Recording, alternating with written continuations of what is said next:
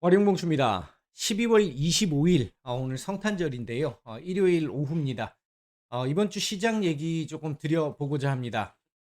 지난주 결국 이제 금투세는 유예가 됐습니다만, 대주주 요건을 확대시키지 못하고 10억으로 유지가 되면서 대주주 회피 물량이 금요일 날 좀 쏟아졌던 부분이 좀 있었고요.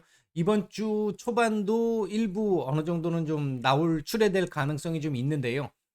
그런 와중에 이 대주주 회피 물량과 관련해서 뭐 하나 조금 그나마 기대를 조금 해볼 수 있는 부분이 그나마 좀 해볼 수 있는 부분도 좀 있다라고 하는 부분 뭐 보고 말씀을 드리도록 하겠습니다.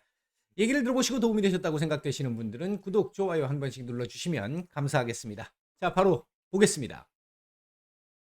자, 먼저 지난주 시장 다우 상승 마감을 했는데 나스닥과 S&P 500은 하락폭이 제법 좀 있었죠. 한국 증시 역시도 지난주 금요일 날 또 더군다나 급락이 나왔기 때문에 큰 폭의 하락이 나왔고요. 특히 코스닥 쪽에서의 하락 그리고 중소형주들의 하락이 두드러진 한 주였다. 이렇게 볼 수 있겠습니다. 자, 지난주 있었던 상황들 중에 시장에 영향을 주었던 굵직굵직한 상황들을 좀 보면요. 먼저 BOJ 일본 이 통화정책 회의에서 YCC에 대한 이 수익률 곡선 제어에 대한 조정을 발표를 했죠. 기존 플러스 마이너스 0.25%에서 플러스 마이너스 0.5% 포인트로 확대를 했습니다. 이게 이제 시장에서 이거 사실상 금리 인상에 해당하는 효과를 거둘 수 있기 때문에 사실상의 금리 인상이 아니냐. 내년 3월 말에서 4월 초 사이에 지금 현재 구로다 총재 임기가 끝나기 때문에 그때쯤을 전후해서 정책 전환이 나타나지 않을까라고 시장에서 예상을 하고 있었습니다만 급작스럽게 이 얘기가 나오면서 아시아 시장 큰 폭의 충격을 한번 주었었는데 이게 충격이 나오고 나니까 그날 밤에 구로다 총재가 그날 오후죠. 오후 늦게 구로다 총재가 금리 인상 아니고 정책적 변화도 더더욱이 아니다. 나중에 필요하면 할 건데 지금은 아니다라는 쪽으로 얘기를 하면서 미국 시장에서는 그런대로 큰 문제 없이 무리 없이 넘어갔고 유럽도요 넘어갔고 다음날 아시아 시장에서도 영향이 좀 제한되는 그래서 일시적 해프닝 정도에 해당하는 정도로 끝이 났는데 여파는 아시아 시장 같은 경우 여파는 받았죠 결국은. 그리고 이제 11월 PC가 금요일 날 발표가 됐는데요. 일단 헤드라인 기준으로 놓고 보면 5.5%가 나왔습니다. 대체적으로 컨센에 부합하는 정도 말씀드렸던 컨센에 부합하는 정도였고요. 전월이 6.1%였으니까 전월 대비해서는 제법 감소폭이 좀 나오는 이런 모습이었다. 월간 기준으로도 0.1% 올랐는데 이게 전월 0.4% 올랐던 거에 비하면 훨씬 더 이 상승률이 둔화됐다 이렇게 볼 수 있겠고요. 근원 코어 같은 경우도 4.7%가 나왔는데요. 컨센이 사실은 4.6%였죠. 4.6%였는데 4.7이 나온 거고요. 변월이 5.0이었으니까 사실 조금 못 미치기는 했는데 그래도 뭐 선방을 한 대체로 컨센에 부합했다라고 보는 게 옳을 것 같습니다. 월가 전망이 4.7이었거든요. 이게 그랬기 때문에 대체로 시장의 예상치에 부합했다. 그랬기 때문에 이거 발표되고 나서 지수가 약간 눌리기는 했습니다만 큰 변화 없이 진행이 됐는데 그 뒤 이제 개인 소득이 전월 대비해서 조금 줄었고요. 컨센보다는 좀 늘었습니다만 그다음에 개인 소비가 특히나 개인 소비가 크게 줄어드는 모습이 나오면서 야 이것도 경기 침체 우려 이쪽으로 또 연결되는 이런 모습들이 좀 나왔습니다. 그리고 미시간대 소비 심리 지수 확정치가 발표가 됐는데 잠정치가 59.1이었는데요. 얼마 전에 발표를 드렸죠. 59.1이었는데 확정치가 59.7로 조금 더 개선세를 보였습니다. 그리고 1년 기대 인플레이션 같은 경우도 전월 4.9였는데 4.4%로 낮아지는 모습이 나왔고요. 이렇게 나오면서 이런 부분들이 나오면서 미국 시장 같은 경우는 장중 이 장 후반부 들어와서 낙폭을 조금 축소하는 이런 모습도 일부 좀 있었습니다. 근데 전체적으로 안의 내용 제가 월요일 날 또 조금 자세하게 말씀드리겠습니다만 파월 의장이 얘기했던 부분에서 뭐가 문제였냐면 상품 쪽은 지금 인플레가 좀 꺾이는 게 눈에 보인다. 근데 서비스 쪽이 지금 꺾이지 않고 있는 게 조금 걱정스럽고, 그리고 고용이 지금 너무 탄탄하다. 고용이 너무 탄탄하다 보니까 임금이 계속해서 올라가고 있는 이 부분이 지금 좀 부담스럽다. 이렇게 계속 얘기를 했었단 말이죠. 그랬기 때문에 제가 지난번부터 계속 말씀을 드렸던 게, 이 이후부터 계속 말씀드렸던 게, 앞으로는 서비스업 PMI 같은 서비스업 지표들하고, 그리고 고용 보고서와 같은 고용 동향 관련된 지표들이 중요하겠다. 여기서 임금 관련 내용이 중요하겠다. 이렇게 말씀을 드렸는데, 요번 11월 PCE 같은 경우도요. 서비스업 쪽은 증가를 했고요. 그리고 상품 쪽은 감소를 했습니다. 그러니까 파월 의장이 얘기했던 대로 상품은, 그러니까 제조업 쪽은 경기 침체가 지금 계속 진행되고 있는 거고, 서비스업 쪽은 경기 침체가 아니라 계속해서 상승하고 있는 그런 상황이 계속 지속되고 있다. 개인 소비 자체도 제조업 제품 같은 경우, 상품 같은 경우에 소비가 줄어든 반면에 서비스, 뭐 숙박이나 그다음에 음식 서비스나 이런 쪽에서의 소비가 많이 늘어났기 때문에 이 부분도 역시 서비스업 쪽에서의 물가 인하 압력은 확실히 좀 줄어들고 있는 상황이다. 이렇게 볼 수 있겠죠. 이게 이제 조금 부담스러운 상황이고, 이것 때문에 이제 장중 이 마이너스 전환되면서 조금 하락폭을 키우기도 했었던 그런 부분들이 좀 일부 있었습니다. 자, 그다음에 우리 시장으로 넘어와서 보면 금투세가 일단은 유예가 됐습니다. 말도 많고 탈도 많았던 이 금투세 결국 유예가 됐는데, 금요일 날 결과에서 보셨고, 제가 최근 거의 매일 뭐 진짜 노래를 부르듯이 계속 말씀을 드렸는데, 금투세 유예도 유예지만 이건 뭐 당연히 유예되고 지금 나중에 폐지가 되어야 하는 제도다라고 말씀을 드렸는데, 일단 이거 유예도 유예지만 중요한 건 대주주 요건이다. 이거 만족스럽지는 않지만 한 뭐 30억 정도 대 그 정도에서라도 마감이 되면 나갈 물량이 조금 더 많지만 들어올 수 있는 물량도 조금 있기 때문에 충격은 조금 그나마 좀 덜하지 않겠나, 이렇게 말씀을 드렸었는데, 그리고 그 정도는 기대를 했었는데 이게 10억으로 결정이 났습니다. 지금 현 대통령의 선거 공약이기도 했었고요. 대주주 요건 물론 100억으로 한다라는 게 공약은 아니었는데, 금투세를 유예하고 폐지하겠다, 그리고 대주주 요건을 확대하겠다라고 했던 이 부분은 대통령의 공약이기도 했었고요. 정부 이 수정안이기도 했었었고, 현 여당의 또 이 주장이기도 했었잖아요. 그리고 민주당의 주장이 10억이었는데, 이게 주장이, 정부의 주장이 100억이었고 야당의 주장이 10억이었는데, 이게 10억으로 결정이 났다라는 것 자체는 굉장히 실망스러운 내용이고요. 이 부분이 이렇게 결정남에 따라서 이거 조금 부담된다라는 말씀을 드렸잖아요. 금요일 날 보셨죠? 이게 어, 지금 대주주 회피 물량이 과연 얼마나 남아있는지 이건 누구도 모릅니다. 알 수 있는 자료가 없기 때문에 누구도 모르는데, 일단 금요일 날 오전에 나왔던 상황들을 보면 매도가 클라이막스는 지나간 거 아닌가 하는 생각은 드는데, 계속 꾸준하게 장 마감할 때까지 계속 나왔어요. 아마 다음 주 월요일, 화요일까지니까 화요일까지도 일단은 나올 수는 있습니다. 계속 나오게 될 겁니다. 나오게 될 건데 그 양이 얼마나 되겠느냐라는 게 문제가 될 것 같은데, 그건 뭐 사실 누구도 예상할 수가 없는 부분이라서 제가 볼 때는 일단 금요일 날만큼은 당연히 아닐 것 같다.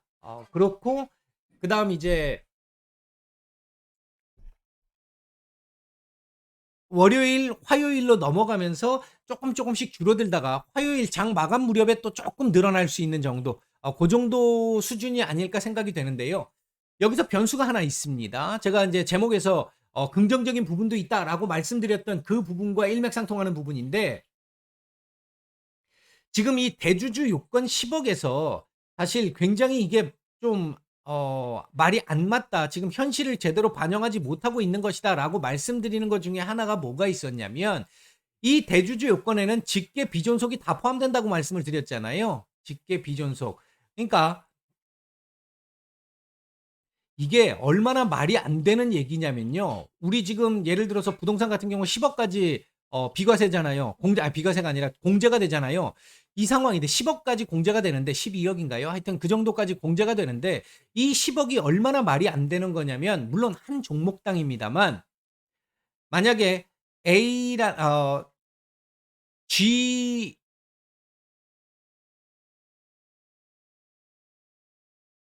GM, GP, GF 할까요? 자, 할아버지, 할머니 밑에 삼형제가 있습니다. A, B, C 삼형제가 있습니다. 자, 여기서 다시 A 밑으로 이제 자식이 A, B가 다 나가 있어요. 자, 요것만 기준으로 갈게요. 요것만 기준으로 가면 요 A라는 집을 기준으로 딱 놓고 보면요. A의 부부가 있지 않겠습니까? 아빠가 있고 엄마가 있겠죠. 엄마가 있으면 자, 이 집 같은 경우 대주주 요건으로 결정 날 수 있는 게요. 할아버지 할머니가 가지고 계신 만약에 삼성전자를 예를 들어 볼게요. 할아버지 할머니가 가지고 있는 삼성전자 물량 얼마나 되는지 체크해야 되고요. 그다음 나를 기준으로 놓고 보면 형네 가족들 그리고 형네 가족들 중에서 형과 형수 그리고 C 같이 동생의 형수 그러니까 재수 씨까지 다 갖고 있는 물량 체크를 해야 합니다. 당연히 여기에 처갓집에 장인어른 장모님이 가지고 계신 것도 체크를 해야 합니다. 자녀들에게 넘어간 것도 체크를 해야 합니다. 굉장히 복잡하다라는 겁니다. 이거 체크해야 되고 우리 부부 거 체크해야 되고 처갓집 거 체크해야 되고 그다음에 이 형제들 것도 체크를 해야 합니다. 그리고 요것도 체크를 해야 되죠. 내 자식들 것도. 그러면 가족회의 다 만나가지고 얼마나 갖고 계세요? 장인어른 얼마나 갖고 계세요? 다 확인을 해야 하는 겁니다. 말도 안 되는 거잖아요, 이게. 요즘에 이거 어떻게 일일이 다 본인이 가지고 있는 그 수량을 다 오픈을 합니까, 누가? 그렇지 않나요? 예, 지금 이게 이렇게 말도 안 되는 이런 제도를 가지고 있는데 이거를 지금 이게 지금 정부 시행령입니다. 정부 시행령인데 요 부분에 대주주 요건에서 지금 다 합산돼 있는 거를 일부라도 조금은 뗄 수 있는 정도의 상황을 만들어 볼 수도 있는 그런 쪽의 얘기들이 지금 어제 그 얘기 나오고 나서 결정이 나고 나서 그런 얘기들이 조금씩 지금 나오는 것 같습니다. 이거 어떻게 될지는 모르겠습니다만 향후에 이 부분이 조금 완화되는 쪽으로 그나마 10억은 지금 어떻게 손을 댈 수 없다 하더라도 지금 말씀드렸던 이 직계 비존속에 해당하는 거에서 일부 딱 떼서 우리 가족이면 우리 가족만 아니면 내 개인만 이렇게 가야 되는 게 정상이잖아요. 개인만 가든지 아니면 한 가족의 그 이 세대 내에 들어와 있는 호적상 등본상 들어가 있는 뭐 부부까지만 합산한다든지 이렇게 가는 게 뭐 맞다고 생각을 하는데 어쨌든 그 부분과 관련해서 혹시라도 그 부분의 요건이 축소가 된다라고 한다면 조금 긍정적으로 볼 수 있죠. 이게 대주주 요건 관련해 가지고요. 어떤 부분이 또 있느냐면 대주주 요건 확정일이 27일이잖아요. 그렇기 때문에 27일까지 물량이 나올 겁니다. 나올 건데 이게 29일 날 우리 폐장이거든요. 29일이 폐장일인데 폐장일 날 금액 기준으로 또 대주주 요건이 또 들어갑니다. 두 번 들어가요. 두 번 들어가기 때문에 대주주 요건에 해당하는 사람들의 경우에는 내 종목 지금 10억 밑으로 맞춰놨다 하더라도 만약에 28, 29에 주가가 올라가지고 10억을 넘어가게 되면 평가 잔액이 10억을 넘어가게 되면 대주주 요건에 걸립니다. 더 팔아야 돼요. 그렇기 때문에 아예 보통은 여유 있게 파는 경우들이 많습니다.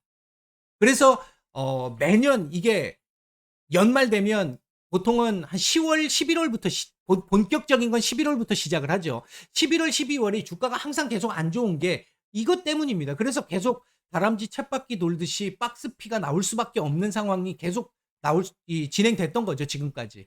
이거 이제는 좀 조정을 좀 바꿔야 되는데 이것도 정말 말도 안 되는 진짜 제도라고 생각을 합니다. 자, 대주주 회피 물량 중소형주 중심으로 많이 출회될 것이고요. 금요일 날도 그렇게 보셨을 거고 거래대금 지금 그러지 않아도 많이 축소가 돼 있는데 그나마 대주주 회피 물량으로 던지는 물량이 좀 늘다 보니까 전날보다는 좀 더 나왔죠, 물량이. 왜냐면 물량이 나오는 거니까. 누군가는 또 아래쪽에서 쪼끔씩이라도 받아는 주니까. 이게 호가가 중소형주들 금요일 날 혹시 보신 분들 못 그 계셨겠습니다만 어 거래량이 많은 종목들은 상관이 없는데 거래량이 그다지 많지 않은 종목들은 시장가로 막 때리니까 호가가 중간중간에 뻥뻥 비는 상황들이 발생합니다. 급락 나오는 경우들 많이 발생을 했고요. 그런 경우들이 지금 거래 대금이 그러지 않아도 축소가 돼 있는 상태인데 거기에서 이 대주주 회피 물량까지 쏟아지다 보니까 이런 상황이 나왔다. 이렇게 보시면 될 것 같습니다. 그러면 지금 대주주 회피 물량이 원래 이 정도밖에 없느냐? 아닙니다. 택도 없죠. 벌써 올 한 해 시장이 워낙 안 좋았기 때문에 많이 팔고 관망하고 있는 현금을 들고 있는 대주주 요건을 갖춘 사람들부터 시작해서 9월, 10월, 11월 달에 계속 조금씩 계속해서 축소해 나가서 축소 안 하고 버틴 사람들만 지금 이 정도고 그 물량 나온 게 지난 금요일 날 일부 나온 겁니다. 그러면 민주당에서 또 그 얘기 하겠죠. 올해 12월 27일 날 기준 날짜로 딱 대주주 요건 나온 거 보니까 0. 몇 프로밖에 안 되네. 라고 또 얘기하겠죠. 이 현실을 전혀 모르는 책상 앞에서 이 정책을 수립하시는 분들의 가장 큰 문제점입니다. 물론 민주당 분들만 그런 게 아니죠. 국민의힘 분들도 똑같습니다. 엎어치나 매치나 모세나 가세나 끝이나 기티나 그나물의 그 밥이죠.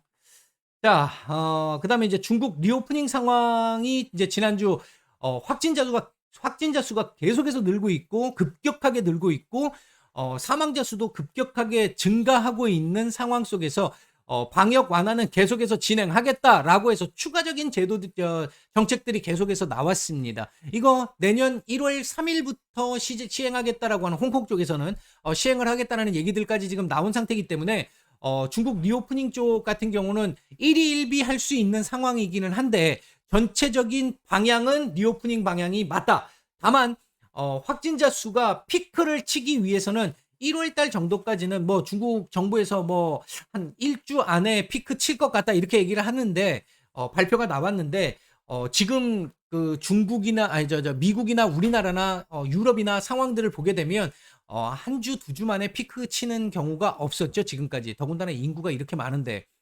그렇게 따진다면 제가 볼 때는 적어도 한 달 이상은 걸릴 거라고 봅니다. 이게 피크를 치는 데까지. 그때까지는 1위 1비 할 수밖에 없고 방향은 리오프닝으로 갈 것이다. 이건 그런 정도. 지금 그러니까 혼재돼 있다. 이렇게 보시면 됩니다. 그다음 이제 지난주부터 처음 나오기 시작했던 게 시장의 연준에 대한 반발과 일부 연준에 맞서지 마라라고 하는 수긍이 같이 상존하는 이런 상황이 있었습니다. 시장의 연준에 대한 반발이라고 하는 부분은 경기 침체라고 하는 부분에 포커스를 맞춘 지금 상황인 거죠. 경기 침체가 계속해서 지금도 상당한데 앞으로 계속해서 더 많이 올리게 돼서 진짜 5.25 이상 올라가는 상황 나오게 되면 급격하게 경기 침체가 진행되면서 걷잡을 수 없는 상황으로 흘러갈 것이다. 이렇게 가던 게 이렇게 가는 구간이 바로 나올 것이다. 그렇기 때문에 연준은 더 이상 금리를 올려서는 안 된다. 지금 뭐 일부 쪽에서 나온 얘기를 보면 2월 달 정도까지 올리고 나면 그 뒤부터는 올리면 안 된다. 올릴 수 없다. 뭐 이런 쪽의 얘기들도 지금 나오고 있는 상태죠. 자, 그 부분이 하나 있고 수긍을 해야 된다라는 쪽은 아직도 서비스업 고용 탄탄하단 말이지. 근데 그렇게 따지면 인플레가 제대로 안 잡혔는데요. 연준이 원하는 만큼 안 잡혔는데 방향도 그만큼까지 만족스러울 만큼까지 안 나왔는데 전체 값만 만족한다고 해가지고 이걸 완화를 하게 되면 속도를 조절하거나 홀드를 하게 되면 높은 물가가 그대로 고정될 수 있어. 그거 감당할 수 없을 거야. 그렇기 때문에 연준은 계속해서 올릴 거야 라고 보는 입장입니다. 지금 시장이 이거 갖고 지난 한 주 싸웠던 시장이었습니다. 그러니까 굉장히 불안했죠. 왜? 확실한 게 아무것도 없는 거예요. 이쪽으로 갈지 아무도 모르는 겁니다. 주식시장이 가장 싫어하는 게, 금융시장이 가장 싫어하는 게 불확실성이잖아요. 그 부분에 대한 영향으로 지난주 그닥 썩 좋지 못했다. 다우가 그나마 괜찮았던 건 경기 방어주들 위주로 좀 들어왔기 때문에 괜찮았던 것이고요. 나스닥이 특히나 훨씬 더 안 좋았던 이유 중에 하나는 대형 기술주들 일부 뭐 대표적으로 테슬라가 해당되겠죠. 개별주 이슈로 인해 가지고 뭐 폭락세가 지속이 되다 보니까 나스닥이 훨씬 더 힘을 못 썼던 그런 상황이었다. 이렇게 볼 수 있을 것 같습니다. 우리 시장, 미국 시장의 이 불확실성, 나스닥의 영향을 좀 받았던과 동시에 금투세 문제의 영향, 대주주 회피 물량의 영향까지 받아서 이렇게까지 우린 더 심했다. 이렇게 보시면 될 것 같습니다. 자, 그렇다면 이번 주 내용 한번 보도록 하죠. 자, 이번 주 주목해 봐야 될 일정들 보면요. 일단 26일 날은 대체 공휴일, 미국 같은 경우 기준으로 보면 뭐 유럽도 마찬가지죠. 휴장들을 합니다. 그리고 27일 날 주택가격 지수들이 발표가 되고요. 우리나라 배당 기준일입니다. 그래서 배당을 받으시려면 이날 종가 기준, 그러니까 오후 6시 시간 외 마감 기준 그 종목을 들고 있어야 배당을 받을 수 있습니다. 그러니까 27일 날 매도하시면 배당 못 받습니다. 그다음에 이제 대주주 수량 기준 확정일이고요. 28일은 배당 날일입니다. 배당을 하는 그 금액만큼 다운이 돼서 이제 주가가 시작이 되죠. 기준가가. 그다음에 29일 날은 대주주 가격 기준 확정일입니다. 10억 넘어가면 안 된다는 거. 그다음에 이제 폐장일이죠. 마지막 날입니다. 자, 아마 이번 주도 연준과 시장의 불일치는 계속될 거라고 봅니다. 다음 주, 그러니까 새해 초반도 마찬가지일 거라고 생각하는데 이제 고용 보고서 나올 때를 봐야 되겠죠. 고용 서비스, 즉 경기 침체, 그리고 죄송합니다. 고용, 그리고 경기 침체, 그리고 물가. 요 세 가지가 지금 앞으로 가장 중요한 내용이다. 서비스 쪽에서의 물가, 그리고 경기 침체, 그리고 고용 상태. 고용 상태가 얼마나 지금 중요하면 신규 실업 수당 청구 건수 증가 감소 가지고도 주가가 움직일 수 있는 이런 정도의 상황입니다. 매주 발표되는 건데. 일단 뭐 그렇다라고 보시면 될 것 같고요. 우러 전쟁 관련해 가지고는 최근에 지금 다시 수면 위로 조금씩 올라오고 있는 부분이 있죠. 지난주에 젤렌스키 우크라이나 대통령과 바이든 미국 대통령이 백악관에서 문디반상회를 했습니다. 여기서 패트리어트 미사일 제공을 약속을 했고 막대한 또 지원을 약속받고 젤렌스키 우크라이나 대통령이 귀국을 했고요. 이에 대해서 러시아 같은 경우도 초음속 미사일부터 시작해서 이런 것들을 배치하겠다라는 쪽의 강경 대응책들이 나왔습니다. 한 3주 전부터 푸틴 발언으로 인해 가지고 우크라이나 재건주라든지 이런 이 관련주들의 하락이 좀 제법 많이 진행이 됐는데 아마 내년 초반을 넘어서면서부터는 조금 나아지지 않을까. 이게 사실 푸틴의 핵 선제 타격론이 전혀 예상하지 못했던 부분이었죠. 이때까지 그런 얘기가 없었으니까 10개월 동안 있으면서 이런 얘기를 전혀 하지 않았다가 너무 지금 안 좋은 상태다 보니까 뭐 러시아 입장에서도 지금 요번에 벨라루스도 참전을 시키려고 했다가 거부당했다라는 설도 지금 나돌고 있잖아요. 이런 상황이다 보니까 용병들을 지금 계속해서 더 많이 들이고 있다. 그리고 징병 모집 나이를 30세까지 확대하겠다 뭐 이런 얘기들까지 지금 나오고 있는 상태라서 지금은 좀 강대강 대치가 좀 있는 상황이고요.